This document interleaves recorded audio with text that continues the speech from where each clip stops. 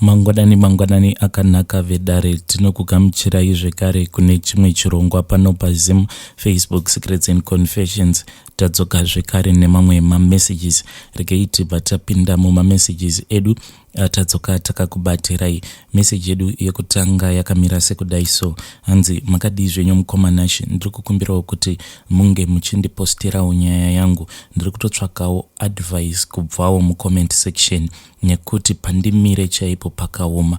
Inini zvangu ndanga ndafunga kuti zvinenge zviri nani kuti ndinge ndichingosiyana nemurume wangu, but ndiri kuti kana ndikatarisa kwatakabva, ndikatarisa vana vangu, ndinobva ndambonzwa shungu dzekuti dai ndaramba ndakangoshingirira.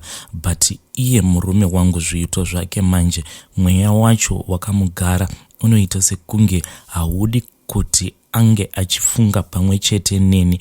Iye zvake zvaanenge afunga ndo zvacho zvaanenge achiita.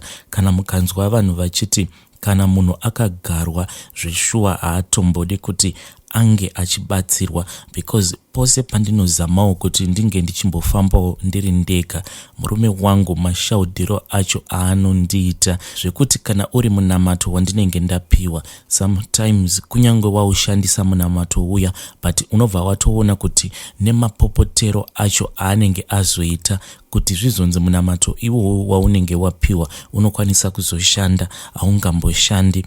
Because pose pandinozama kufamba ndichingodzoka chete, mumba munofanira kuti munge muchitoita noise pese pandinenge ndambozamawo kuti ndinge ndichifamba. Mukoma, inini nemurume wangu takawanana tichiri kuZimbabwe. Murume wangu ainge achiitawo zvewelding. After that ndokubva azotanga kuuya kuno kuSouth Africa. Akati auya kuno kuSouth Africa, zvinhu zvake zvikabva zvatomufambirawo mune zvakanaka, ndokubva azonditora inini. Mushure mekunge tagadzirisa mapepa, ndopatakazotora vana vedu avo vatainge tasiya kuZimbabwe. Kubva kuprimary vana vedu vainge vachingodzidza muno, zvekuti taitova nekaupenyu kedu kainge kakanaka. Ende murume wangu aitovawo neconstruction company yake. Zvinhu zvose zvainge zvichinyatso-kufamba mune zvakanaka-naka. But out of nowhere, murume wangu ndopa akabva azongotanga kungoita munamato wake wekuti ndiri kuda kutsvaka baba vangu, kana kuti ndiri kuda kutsvaka hama dzababa vangu. Kunyange zvazvo kumashure uko ndainge ndakambozama kuti ndinge ndichitendeutsa murume wangu, but mukoma, chinhu chakazotendeutsa murume wangu inhau yekuti ainge ava kudawo kunobvunzira kuti azive kuti baba vake vari kupi. Ainge achingogara achingoti ndiri kuda kuti kana ndikazofa vana vangu vange vachiziva dzinza ravo. Ndakabva ndazotanga kuenda naye kumasowe uko kwandainge ndichienda, but neside murume wangu ainge achienda kunobvunzirawo kun'anga. Ine hangu ndainge ndisina problem nazvo, because ndakaona kuti it was a very sensitive issue. Kunyange vamwene vangu pandakavaudza kuti kunoku ndo zvainge zvava kuitika, munhu ainge ava kufamba achitenderera mudzin'anga achiti ari kuda kubatsirwa kuti ange achitsvaka kuna baba vake. Vamwene vangu vakabva vanditi ndinge ndichingozamawo kuva supportive, sezvo ari munhu wekuti anotukirira. Ende kana achitukirira kunyange hama dzake, anovaudza kuti inini ndini ndine mari, kuti munge muchienda kutoilet ndini. Semunhuwo wekuti haana kana kumbogara aziva kuna baba vake, ndakabva ndazama kuva very supportive towards him. But izvo zvaainge ava kuita, achifamba achingotenderera achipinda mun'anga dzakasiyana-siyana, zvainge zvava kundirovesa nehana. Ndakangoenda naye kune umwe uyo waainge achiti anoitawo zvekubatsira, but takati tapinda mumomo tichiitiswa zvimwe zvinhu zvekuti ndega ndakaona kuti izvi zvinhu zvatainge tichiitiswa zvainge zvisina kunaka. Ndakabva ndangosiyana nazvo. Ainge achiti kana akandiudza kuti kune kwaanzwa kune munhu anobatsira, ndaingomuudza kuti aiwa endai mega. Akabva azoti ainge asangana neimwe hama yake paFacebook. Hanzi munhu iyeye ainge akamuudza kuti aiziva uko kwainge kuina baba vake. Ndokubva ndazoudza vamwene zvose zvainge zvaitika.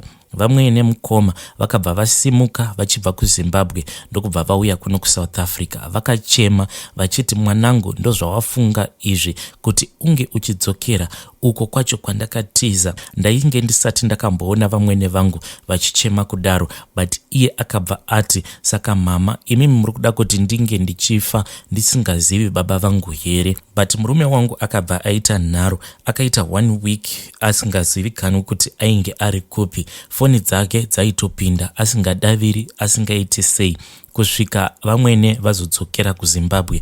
Ndo paakazodzoka kumba. Achidzoka kumba ndakamubvunza kuti ko why ainge asarudza kuita zvinhu zvakadaro. Iye akangonditi, kana ukaona amai vasingadi kukurakidza kuna baba vako, zvinoreva kuti munhu iyeye muroyi. Mukoma, mashoko iwawo haana kana kumbondibata zvakanaka, but ndakati ndichida kunozamawo kudhifenda vamwene, because pandakasara ndakagara navamwene. Vamwene vangu vainge vakandiudza history yose yainge yakaitika pakati pavo navatezvara.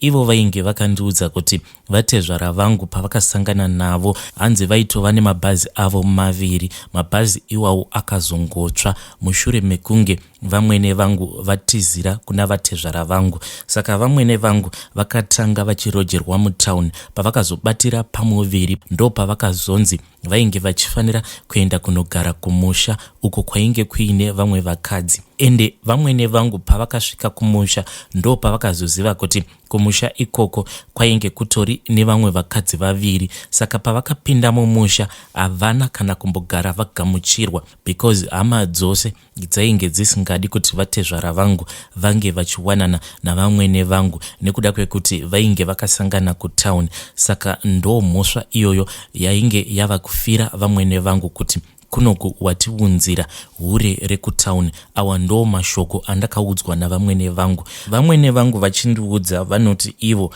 hanzi kubva zvavakazopinda mumusha imomo havana kana kumbogara vawana zororo. Vaiti kana vakarara zviya vaibva vazobatwa nemadzikirira, because vaiti vatezvara vangu nguva iya yavanenge vasipo ivo vainge vachirara nevamwe vazukuru, sezvo painge pakabuda mashoko ekuti watiunzira hure rako rekutauni kuno, ende hure rako richange richipinza zvikomba zvaro pano pamusha iwewo paunenge wadzokera kubasa. Saka vatezvara vakabva vazoti vasati vaenda, vamwene vangu vaifanira kuti vange vachizorara nevamwe vazukuru vainge vachiri vadiki. Vaiti kana zviya vakarara vaibva vatanga kubatwa nemadzikirira. Vaiona vamwene vavo nevamwe vakadzi avo vainge vakawanikwa navatezvara vangu vari mumba mavo. Saka ivo vachitaura nanhasi uno vanogara vachingoti vanoramba vachingosangana nemaproblems iwavo. Vanongoti pose pandinobatwa nemadzikirira pakuzonomuka ndinobva ndaona umwe mukadzi anenge ari mutsvuku-tsvuku. Saka murume wangu kubva zvaakazoitawo nharo achizoenda kwachivi kumusha kwavo ikoko, paakanodzoka hope dzaakatanga kurota dzaakandiudza, handizivi kana aine dzimwewo hope dzaainge achingogara achingorota asi achindivanzira. Asi akati adzoka kuno kuSouth Africa, hope dzake dzekutanga dzaakarota akangonditi, ndarota amai guru, but amai guru vanga vari muno mubedroom vakabata imwe plate vachida kunditambidza chekudya. Ndazoti ndichinotarira chikafu icho chacho chavanga vachida kundipa, ndabva ndaona kuti muplate imomo manga muine nyoka. Saka pandaona nyoka iyoyo yanga iri muplate, ndabva ndavhunduka ndikada kurasa plate iyoyo kure. Amai guru vabva vati haungarasi zvinhu izvi zvandakupa, because zvinhu izvi zvainge zviri zvababa vako. Zvinhu izvi zvinofanira kuti zvinge zvichizova zvako. Murume wangu kuti iye azondiudza hope dzake inhau yekuti akaita nguva achingobatwa nemadzikirira. Musiku ihwoyo inini nemurume wangu tainge tanetsana, because akati achidzoka ndakabva ndamubvunza kuti zvino zvamakaenda kumusha kwenyu kwachivi ikoko mukabva manoona kwacho kwamanga muchiti ndiko kune mudzi wedzinza renyu makafara here? Then murume wangu pandakamubvunza mashoko iwayo akabva atanga kupopota, ende mukunopopota kwake iye ainge achinditi, iwewe wakafanana naamai vangu, manje mainge muchifungidzira kuti handifi ndakaziva dzinza rangu, manje ndaziva dzinza rangu. The reason why ndainge ndichimuti zvino makafara here, because murume wangu akati achibva ikoko vamwene vangu vakabva vazonditumidzira message vachinditi, unozviziva here kuti murume wako paakaenda kumusha kwavo uko kwachivi haana kana kumbogara arakidzwa baba vake, akabva angoudzwa kuti baba vako kwainge kuine kumwe uko kwavainge vaenda, but iye akabva anzi anofanira kuti ange achitsvaira Makuva murume wako, mubvunze kuti inhema here kuti akaenda akanotsvairiswa guva ravatete vake ndokubva atsvairiswa guva rasekuru vake neguva ragogo vake. Umubvunze murume wako kuti zvose izvo zvaakaitiswa zvainge zvichiitirwei, ende hanzi paakazosimuka achibva ipapo pane vamwe vanhu vakazosara vachinokora apo painge patsika mavhiri emotikari yake. Asi murume wanguwo semunhu wekuti munhu ane nharo, ende panguva iyo paainge achabata mari munhu aiva nepride, iya pride yekuti inini ndini ndinoziva zvose. Asi mushure mekunge tazotanga kusangana nemamwe matambudziko atiri kusangana nawo, murume wangu ndo paakazotanga kundiudza zvose zvakaitika. Iye anoti paakadhiraivha achienda kuZimbabwe, then akabva azotanga adarikira, because kuHarare ndiko kwainge kuine cousin brother yake uyo wacho waainge achicommunicata naye, vakabva vazodhiraivha vachibva kuHarare vachidzokera kwachivi. Iye murume wangu anoti pavakazosvika kumusha ndo paakabva azoudzwa kuti baba vatezvara vangu vanzi vainge vashanya. Asi pose paainge achidhiraivha achibva kuHarare ainge akatoudzwa kuti baba vainge vakamumirira. Asi mushure mekunge achisvika pamusha ndo paakabva azoudzwa kuti baba vainge vasipo. Murume wangu akabva azotorwa nevamwe vazukuru vepamusha ipapo ndokubva anorakidzwa imwe imba, asi imba iyi chakamunetsa ndechekuti yainge iri yematanda, ndokubva anzi aifanira kuti ange achirara muimba imomo, asi mumba imomo akati achinopinda mainge makazara tsvina, ndokubva azokumbirwa kuti ange achitsvaira muimba imomo. Ende kamba ikako mukoma, vamwene vangu ivo kana vachitaura vanoti kamba ikako mushure mekunge vazoendeswa kunogara kumusha, hanzi vaitoona dzimwe nguva nyoka yewhite yaipota ichibuda muimba imomo. Ende pamusha ipapo hanzi paiita sekunge paiva nemhiko yekuti makuseni oga oga 6 dzichichaya munhu wose aifanira kuti ange atodya porridge. Izvi hanzi zvaiitwa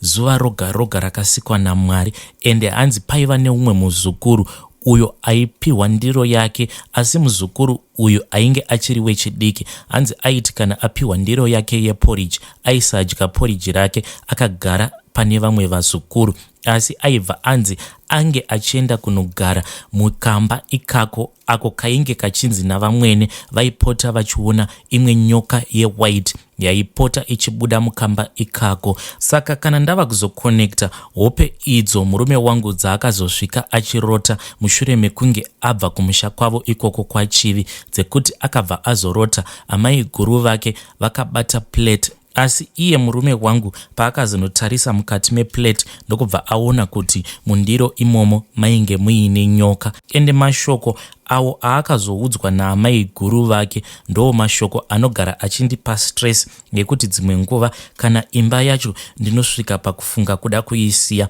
because iye murume wangu kana ndikamuti ngatifambei timboitirwa minamato, iye anongoti handiiti zvemasowe. But nezvose zviri kuitika mukati mekurarama kwedu, I feel as if murume wangu ndiye akakonzeresa zvinhu zvose izvi. Mukoma taitovawo vanhu vaiva nekakambani kedu kainge kachitopinzawo mari yainge iri right, but pari zvino mukoma tiri vanhu vanotambura. Ndega ndiri kuona kuti panapa murume wangu akatosungirwa chiraramo, but iye nharo dzake ane nharo dzisingaiti. zvandava kungoita mazuva ano ndezvekuti kana akabatwa nemazidzikirira ake iwawo, inini ndinongomusiya, but moyo wangu unozosvikawo pakurwadza, because sometimes anokwanisa kuita kana 5 minutes akangobatwa nedzikirira. Ndinozotoita zvekumumutsa ndichiita zvekumurafura kuti hamudi kuti tinge tichienda kunobatsirwa, asi tarirai muone kuti munogara muchinetsekana sei nemadzikirira. Vedare, ndiri kutsvakawo advice. Ndoramba ndakangoshingirira here mumarriage iyi kana kuti ndongosiyana nazvo? Pandakabvunzawo advice kubva kuna vamwene vangu, because inini navamwene tiri vanhu vanowirirana chaizvo.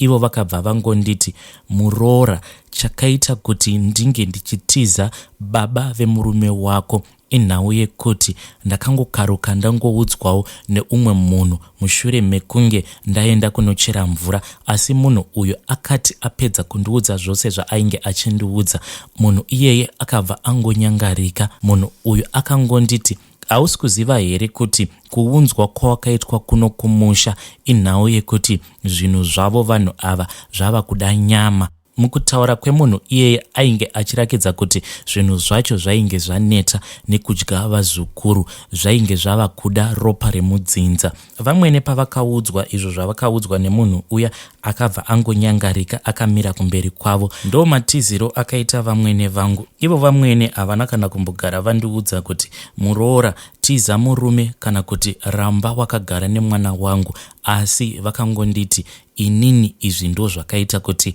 ndinge ndichizotiza vatezvara vako. Saka kusaziva kuti vainge vachindisimbisa kuti ndirambe ndakagara nemwana wavo kana vainge vachitondipawo yambiro. Vidare, ndo WhatsApp voice note randakatumidzirwa richibva kuna vahanzvadzi vedu. Zvakangooma hazvo vedu we, nyaya dzemadzikirira idzi. Kana kuri kunziwo munenge muchisanganawo nematambudziko iwawo ekungoramba muchingobatwa nemadzikirira, please uyai kuinbox kwangu musheyewo your own experience. Zvinokwanisa kutobatsirawo munhu uyo anenge ainewo that same challenge yekupota achibatwa nemadzikirira. Asi ndo WhatsApp voice note randakatumidzirwa richibva kuna vahanzvadzi vedu. Please ngatitaurei navo mucomment section. Zvimwe zvacho zvinotyisa kuita kunge zvichazovhundutsira vamwe vaya vanenge vaine chishuviro chekuda kuzivawo kwavanobva. Asi please let us talk about this issue in the comment section.